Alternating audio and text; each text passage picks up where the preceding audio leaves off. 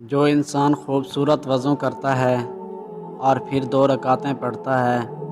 2 رکعتیں پڑھنے کے بعد جب وہ یہ کمزور ہاتھ اللہ تعالیٰ کی طرف اٹھا لیتا ہے اور ہاتھ اٹھانے کے بعد یہ کہہ دیتا ہے رب اغفر لی رب اغفر لی، 2 مرتبہ یہ ادا کرتا ہے، اللہ تعالیٰ کے 2 فیصلے نازل ہو جاتے ہیں۔ اللہ تعالیٰ پہلے تو اپنے فرشتوں سے کہتے ہیں میرے فرشتوں میرے اس بندے کی طرف دیکھو اس بندے کو آج یقین ہو گیا ہے کہ اس کا کوئی رب بھی ہے جو معاف کرنے والا ہے۔ پھر اللہ تعالیٰ فرماتے ہیں اپنے بندے کی طرف، حدیث کے الفاظ ہیں کہ اللہ پاک فرماتے ہیں او میرے بندے تو سچی توبہ کرنے آ گیا ہے، تو نے آج تک جو کچھ بھی کیا ہے میں تجھے معاف کرتا ہوں۔